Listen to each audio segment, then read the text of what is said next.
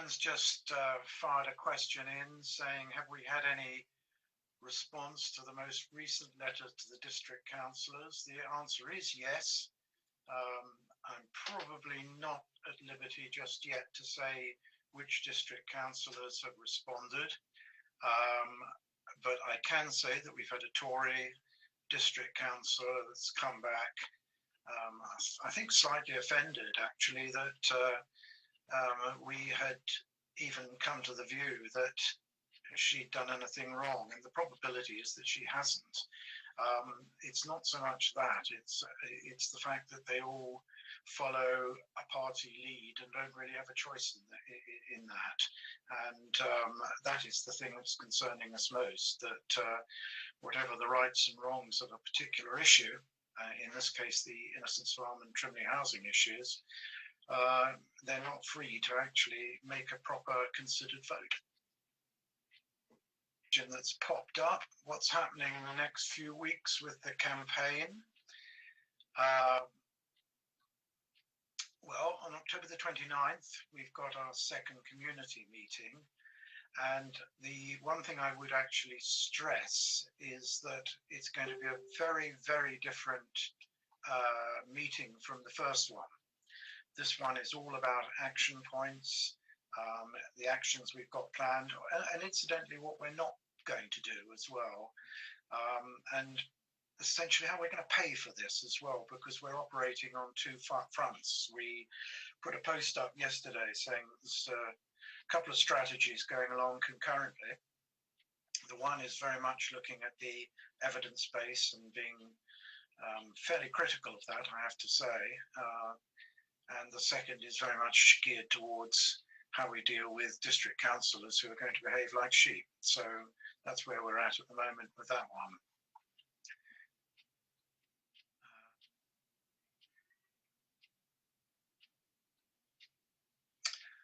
Yeah, Craig, you've just come online. You can take it from me that I'm very much against the proposal to really expand Trimley housing, not least because the government in the last 2 days, or at least the Office for National Statistics, have said the housing figures for the next, well, until 2041 have been overestimated, and there is a case for a 25% reduction in the housing requirements. I'm obviously concerned about that. And in the case of Innocence Farm, there's huge acreages of land, prime agricultural land going here, and we cannot see for the life of us that there has been any justification made for that. The evidence base is actually non-existent for that. To add as well, we're using you guys as guinea pigs a little bit, because I'm probably going to make this sort of session available to the district councillors. I'm quite prepared to put myself up to be shot at, and we'll give them an opportunity, if they care to take it, to come back at us and tell us why they might want to vote anything other than for a situation where the local plan cannot go through while it's got so many really proposals within it that don't fit with the principles we've outlined. Craig's saying, if not here, where should we build homes? Well, this is quite an interesting question, this, Craig, where we should build homes. The lines we've taken are that there is an absolute need to infill on probably smaller pockets of land in the first instance, and to use up brownfield sites. And we know that there are actually a lot of brownfield sites in and around the Trimleys and Felixstowe, but it shouldn't actually be limited to there anyway, because if you take the whole of Suffolk coastal, there's a huge acreage of land that could be given up to housing. My worry, actually, my greater worry is the type of housing we build, because at the moment, what is being defined as affordable housing, in my view, is not affordable housing. It's far too expensive, and I think in the longer term, we may be need to take a political stance and say what we do believe is affordable housing, and that may involve things like shared ownership and getting people started on the housing ladder. And also social housing is desperately needed. The other thing that I think is desperately needed is accommodation for elderly people so that we can free up space in the hospitals. And I don't believe that elderly people should be forced to delve into their savings. And just because they've been thrifty throughout their life shouldn't mean that they have to give it all up for their old age care. So there are a whole raft of issues here which are probably more political. But in the short term, I don't think there's any problem at all with actually identifying sites where we can actually build houses. And that is, as I say, supposing we actually need as many as we're being told we do. Right, let me have a look more. Now that I know how to work this thing, let me have a look at the questions. Craig, I think it's because they fear for their own house price, which is fair. Poor is it? Inevitably, I think with house prices, it raises this question of being accused of being NIMBYs, and NIMBY being an expression not in my backyard. It's a derogatory term and really probably intended as quite an offensive term for people who are essentially selfish. Now, that I don't think applies here, because I think the logic for taking this land is actually non-existent.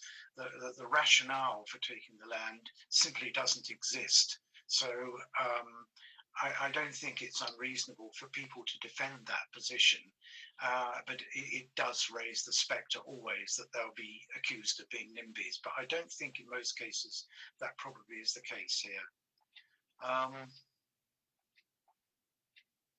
Nigel Palmer, you ask, why is Felixstowe taking more than its fair share of housing? Well, I don't know. My theory is that it's all to do with the ownership of the land. I mean, if you go back to 1933,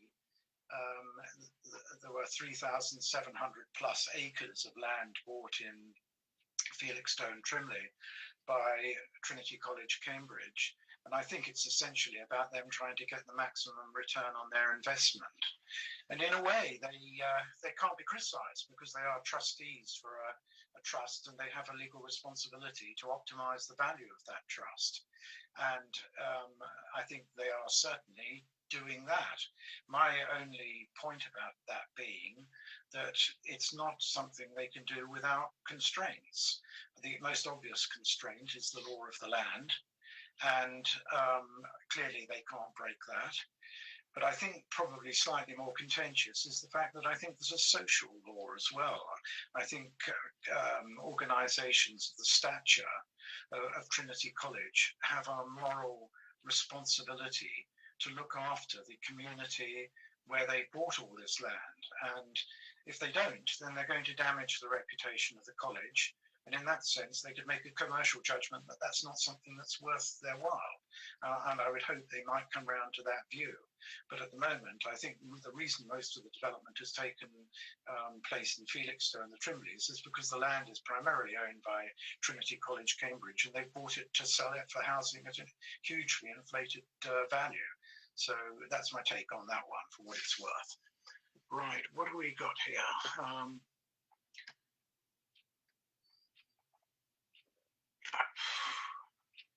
Nicky Wheeler, who is the chap talking? Oh yeah, that's a good question, isn't it? Nick, I haven't introduced myself. I'm Stephen Wrinch. I'm the guy who probably kicked off this whole thing in the first instance. In fact, if you talked to me about 8 weeks ago, I know nothing about most of this. I probably don't know a heck of a lot more now, but I do know a lot more than I did 8 weeks ago. But I went along to a curtain parish meeting called by Jack Cade, where they explained to us what was going on here. And to be truthful, I thought it was outrageous. So I decided that time time had been reached when we needed to make a stance. So I live locally, and I've probably been the one driving the campaign. So hopefully that answers that one for you. Ryan, that's the best one, 90%. Ryan's put on the site here that the Felixstowe Peninsula has taken the best part of 90% of the developments for Suffolk coastal region. I haven't actually seen that yet. I can believe it, but I haven't seen the evidence for that yet. But I think he probably will be providing it for us before too long. And if that's the case, it is, I would say, certainly disproportionate, wouldn't you? Grant Golding, at what point do we stop building houses? I'm not quite sure there is a point, Grant. I mean, I think we are going to need houses, and we're going to need them on an ongoing basis. I think the thing for me is that there should be empirical evidence about how many we actually need, and we should follow the principles that we outlined in our letter to councillors, where we actually said there's got to be full and proper use of all the existing available land, brownfield sites in particular, before we start thinking about taking up agricultural land or habitats. I am very concerned about that as well. I don't know whether any of you watched the Country File program last weekend, but to me that was simply scary. And the rate at which we're losing our plant and animal species and birds and insects, I find just scary. So I'm simply going to resist using prime agricultural land, which we probably need to feed ourselves fairly soon, for this purpose, unless it's really last resort, I would say. Grant, what brownfield sites are these? I think, Grant, the answer to that has come along to our meeting on October the 29th, because it's not simply a question that I could answer on this sort of media. But what we are doing on the 29th is we're producing a video which is composed of a series of overlays showing how the area has been built up, what's taken place, and what brownfield sites continue to exist. I think you will be amazed by that.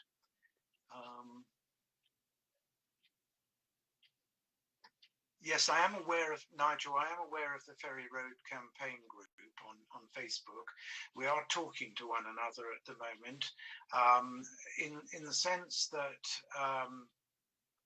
I understand their or the development in their area is again on prime agricultural land. To that extent, I'd have to say, if it came to a vote in the council, we would actually support any organisation at the moment that was actually opposing a development on prime agricultural land and absorbing new habitats. I think it's probably fair to say that at the moment the Curtin and Trimley land grab campaign very much started because of the perceived injustices that were taking place in the context of Trimley, and the absolute nonsense that has been put forward justifying the absorption of 300 acres, 200 football pitches, 118 hectares, whichever way you want to look at it, of agricultural land at Innocents Farm. That is, in my view, eco-vandalism, and I can't say anything other than that. Ryan's asked me to make a further comment about Innocents Farm and the plans for that. Ostensibly, the reason for claiming Innocents Farm is to allow for the port's development. That one is very difficult to sustain as an argument because the port has had planning permission to develop huge acreages within its boundaries for well over 4 years now, and they haven't made a start on anything. So I don't actually think that the port is really the driving force behind all this. The council are saying they want it for port-related activities. I'm not too sure what they are, but the sort of figures that they're talking about for employment, we have to ask, well, where are these going to come from? What sort of companies are going to go there? And it's not so much that either. I mean, if we do need any land for port-centric operations, there's a huge area available with planning permission, and I'm talking about 186 hectares. It's absolutely enormous. In the corridor up the A14 through Bayberg, Mid Suffolk, West Suffolk, as well as Suffolk coastal, and there is ample room to develop new facilities, port-related facilities. And I would say that all of this land has got existing planning permission for port-related use. So there is absolutely no need to take Innocents Farm for any purpose at all. And we will have people far more gifted and able than I am who will be looking into this evidence base.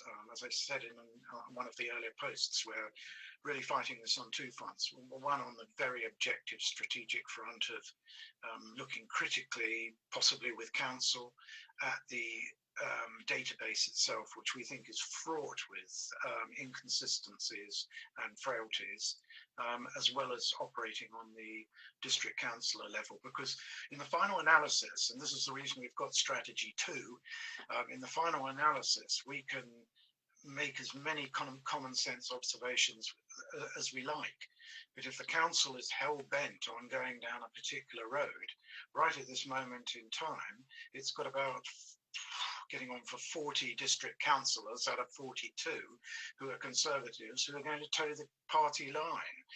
And that's why we feel we've got to possibly consider putting our own candidates in those districts where we haven't got the sympathies. We're not party aligned as an organisation, as a group, and we've got Labour councillors and Liberal Democrats already who are saying that they will support the code of practice that we've put out. And if a Tory district councillor came forward and said, yes, I'm for it as well, then we'd be fine with that, and we wouldn't put up somebody to stand against them. But we do need that reassurance in the first instance, because if we don't, we'll get steamrolled in council. And I think the view we want to take is that come the May elections next year, we want enough people in place in council that we can make sure common sense rules. Let's look at Chris. Infrastructure is clearly a concern for residents concerned about road, schools, etc. Trinity may have their ambitions, but do the planning authorities have the necessary powers to impose requirements on them to contribute proportionally as they sell off land? Well, that's a very good question. It's quite a deep question, actually. I'm not sure whether I know all the answers at this stage. What I do know is that if we got our own district councillors in place, we would enforce a lot of the things that are not being currently enforced. I mean, for example, in housing developments, they're being approved subject to a certain amount of affordable housing and really social housing as well. And the developers are agreeing when they obtain planning permission, but they're reneging on that halfway through the development and saying they can't afford to do it. Well, that certainly wouldn't happen if we had district councillors in place. It would be a very different story altogether. So it's another reason for actually making sure we've got the right team there to actually enforce some of the things that are going on. As regards Trinity, I don't know, you can't blame them for doing whatever they can to maximise their investment. But at the same time, we don't have to allow it. And for my part, I would say that if we were in a position of influence within the Suffolk Coastal District Council, we most certainly wouldn't allow it. So that's where I stand on that one.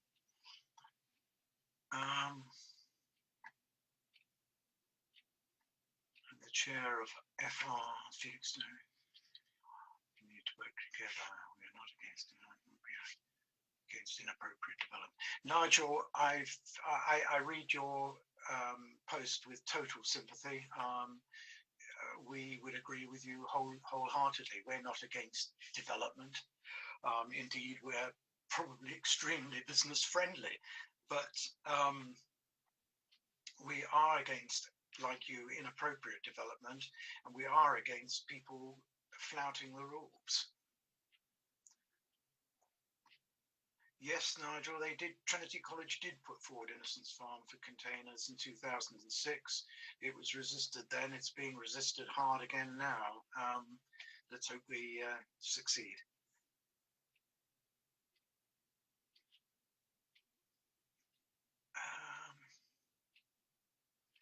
Yeah, Ryan's made the point that they actually have been doing this since 2003. I'd say it goes back to 1933, but there we go.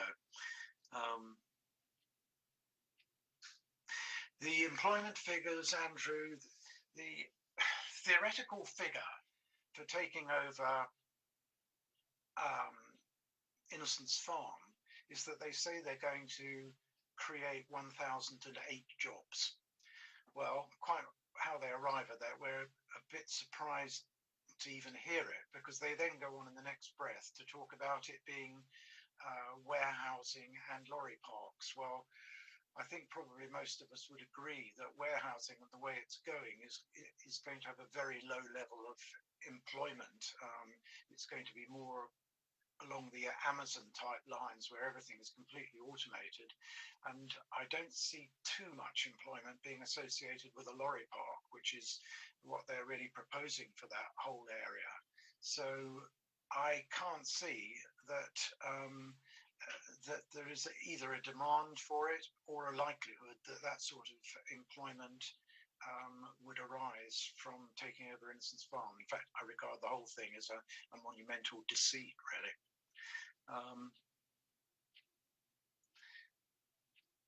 Teresa Coffey, Craig Evans asks about that.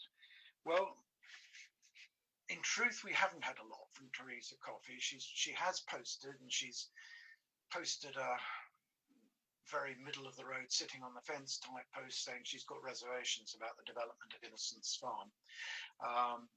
I'm not too surprised about that, because apart from anything else, it's completely going against the government principles of maintaining the integrity of villages, particularly Trimleys and so on. So, you know, she's got quite a difficult one to put across there. We are going to put a degree of pressure on her, but I will again outline some more detail about that at our meeting on the 29th of October. It's one of our action points, which actually we're working on at the moment in conjunction with a member of the Curtin Parish Council. So watch this space on that, and we will give you some more on that. Though, remind you of the meeting at the Felixstowe Trades and Labour Club, 7:30 on the 29th of October in the evening. As I say, it's all about the action plan. It's not about reassessing the arguments that have been rehearsed over the Trimleys and Innocence Farm. I think, in fairness, actually, we've almost exhausted where they go. And we've got documentation coming out of our ears. I mean, if we started with 3,000 pages and tens of thousands of words, we probably ended up with 5 times that amount, because of all the things that you guys had dug out of the woodwork and presented to us, and we've had to look at each one of them. So I would urge you to come along to that. There was a mention about the car parking there. Yes, in normal circumstances, they have a camera with a number plate recognition running in the car park, but I would say to you that's going to be turned off that night. The other thing about that particular meeting as well is that, well, that's a fairly large car park. We'd ask you to park as tightly as you reasonably can, because we are hoping for quite a large turnout there. And I think that's probably all I need probably say about it just for the moment. But try and bring neighbours rather than 2 cars, and also let us know ideally how many of you are coming along, because it's very, very difficult to gauge just how many to cater for a meeting like this. And even a short message to klg@innocence.uk.com, and we'll post that on the site as well. Just saying "to coming" and giving us your name or something, and we'll try and make sure you're seated amongst anything else. Particularly worth thinking about if you've got elderly people or disabled people with you as well that evening. So other than that, if there are no more questions forthcoming, we'll call it a night, and thank you very much for joining in.